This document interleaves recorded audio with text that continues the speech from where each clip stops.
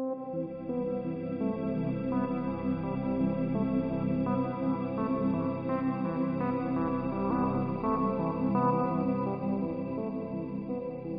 I'm a Nikon fanboy now. I tried one Nikon camera and I was swept off my feet, and I can't think of anything else. I only wear Nikon pants. I only sleep with Nikon colored sheets. And the time is nigh for Nikon. Let us talk about why you might hate your Z30. It's not perfect. There's some things you're not going to care because it's so perfect. But whatever, there's flaws. I found some. All I want is the perfect camera. All I want is the perfect camera. Okay, and the plot twist of the century, I just get another delivery from our buddy Steinbeck. You remember he gave us all those microphones. He gave me a bunch more mics, and then there was like 3 wrapped packages. I'm unwrapping them, and one of them was this Nikon ZFC, the vintage Fuji wannabe one. So we're on that, and the funniest thing, so Aiden Camera lends me the Nikon Z30 with a 12-28. I review it, we all go to Aiden Camera, everybody's happy.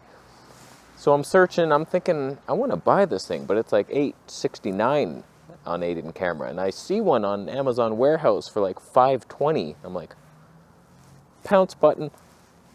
Oh boy, sorry Aiden Camera, I love you. I might buy the lens off you, but a deal. I'm a used pouncer. I pounce on used cheap stuff. Even if I was a millionaire, I'd be searching like, lettuce is cheaper at the other store. Let's go across town. So I'm that guy. Anyway, so I buy the body only, and then I'm kind of stuck with no lens, although I did buy a secret lens, but it's not vlog worthy. It's a longer focal length. We'll talk about that in another video.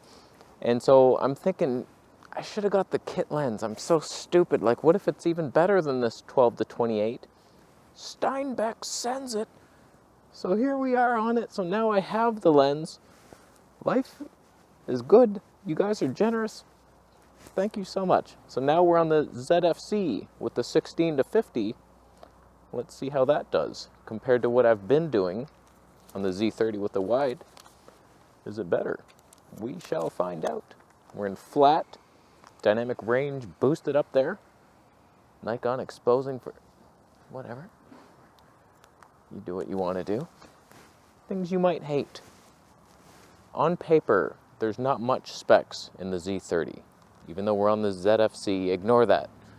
The Z30 is what we're talking about here. You're doing like 4K 24p 8-bit, HD 120.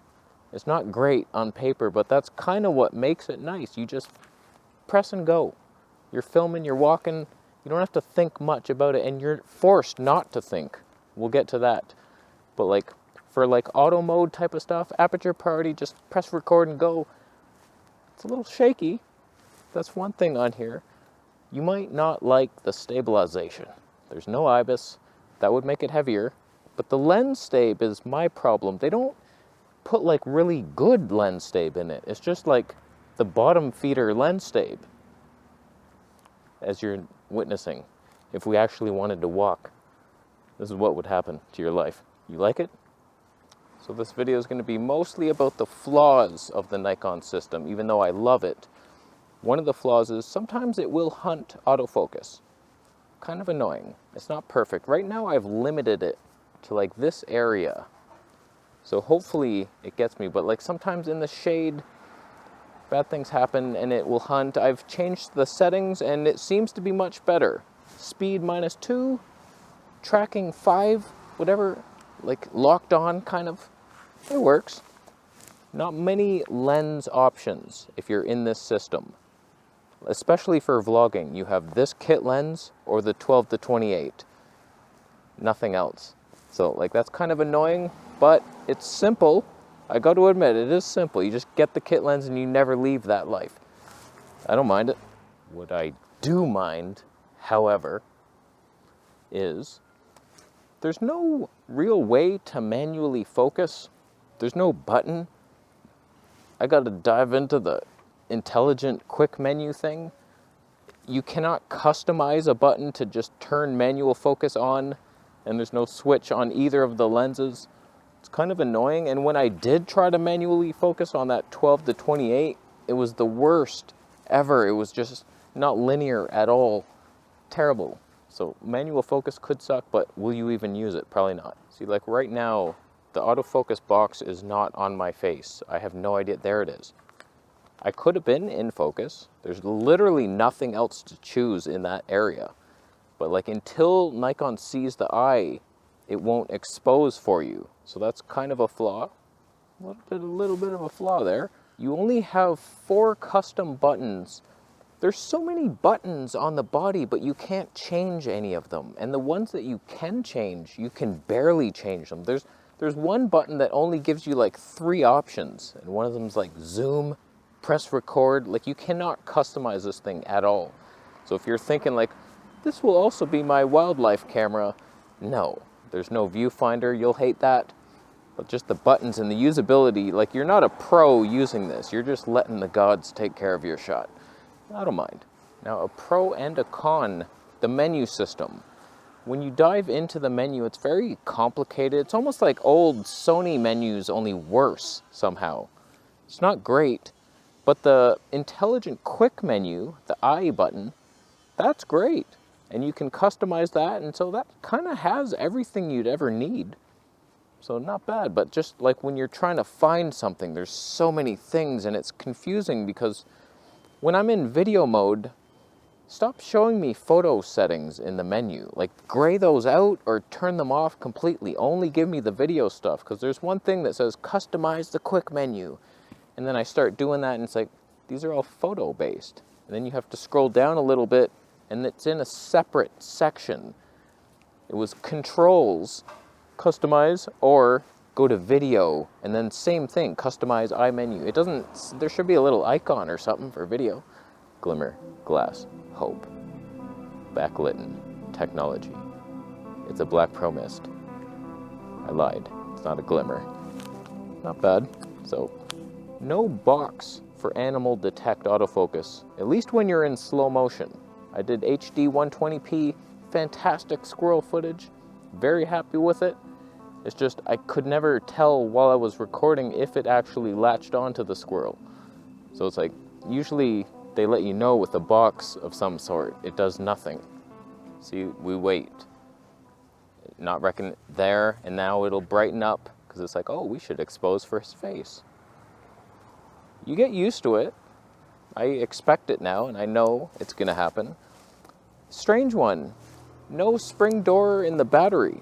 Never felt that. The battery compartment, usually like you press something and it pops open.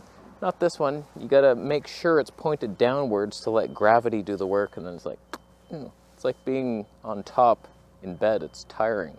Now this is one that, will you ever use it? I use it on my Sony all the time, but when you're in aperture priority, you can't do manual ISO. It's auto ISO everything. It was driving me crazy trying to figure out how to change from auto ISO to manual, and it's like, you can't do it. I thought the one I bought from Amazon was broken, like the ISO button didn't work or something. I was like, I thought you had to hold it and then dial your way through life to switch from auto to manual, but it wasn't doing anything. And then I switched into manual mode, and then, oh, okay, it does work. So you're stuck in auto ISO for a lot of things unless you go manual, and you can do auto ISO in manual. So it's not a huge problem, but something I noticed. I will say the body design is kind of awkward with the strap. There's like this big thing sticking out right in the grip. Not that I hold it by that, it's a vlogging camera, so like who cares, but it is kind of awkward. And Canon cameras, they have that indented, so you're not like actually touching it. And this one actually has the same type of thing. There's no grip on this thing.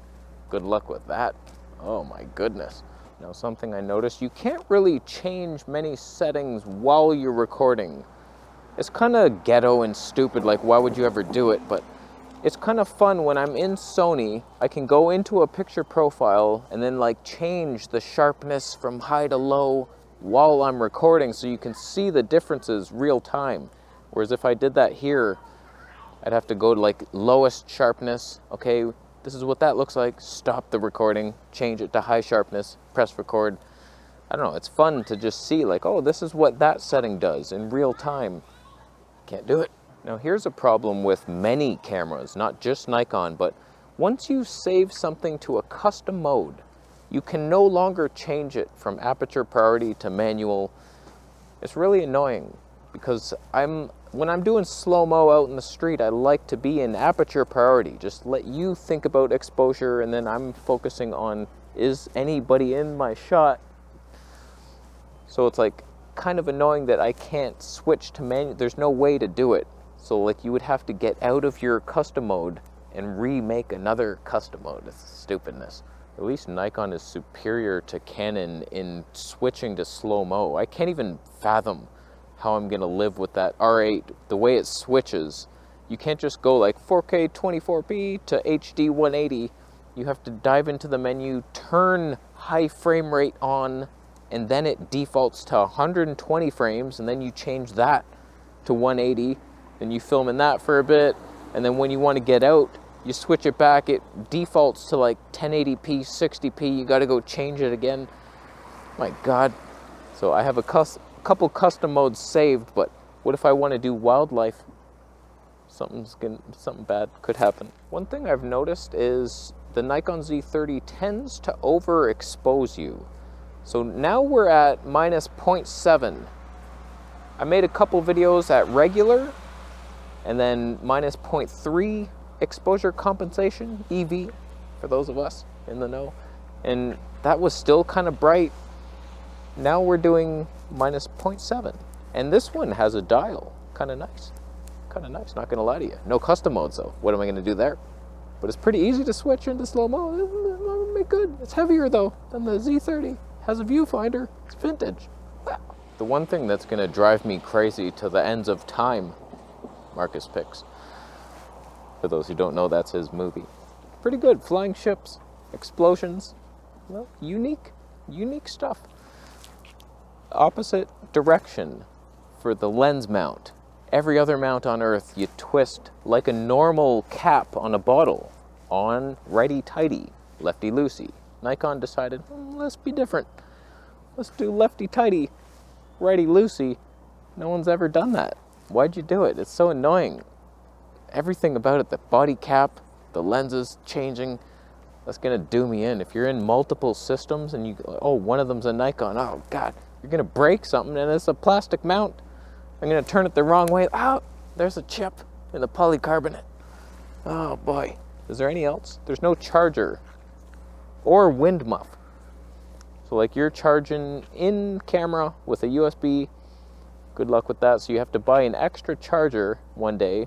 And Nikon Z30 has these like two top mics, and then they marketed this fancy thing you put in the hot shoe, like Sony ZV-E1 with wind muffs that cover the mics. That doesn't come with the camera.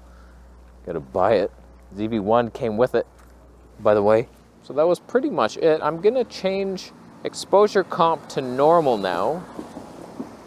So you can see, it's probably superior, but in my experience, it's been kind of overexposed, but hot damn, Nikon, you made a friend right here. I have your back. If anybody ever talks crap about your camera, I'm gonna stab them in the foot.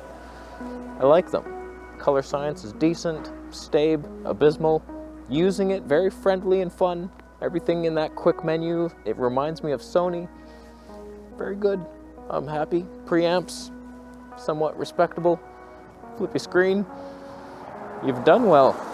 You've done well. I am definitely debating buying more Nikon lenses and waiting for a nice full frame version of something like this for the studio that I go all in Nikon. Everything. Wildlife, studio, vlogging, pants, everything. I'm gonna leave. How you doing? You subscribing? Do you agree? Nikon's the best? Even though this video was about everything you'll hate about Nikon. Don't worry about that. I could zoom. Wow. I do wonder. I'm gonna battle these lenses. 16 to 50 versus the 12 to 28 and see what is the better vlogging system camera. It's overexposed. I should have kept that thing down. Did I go higher? I'll leave. Subscribe for more videos.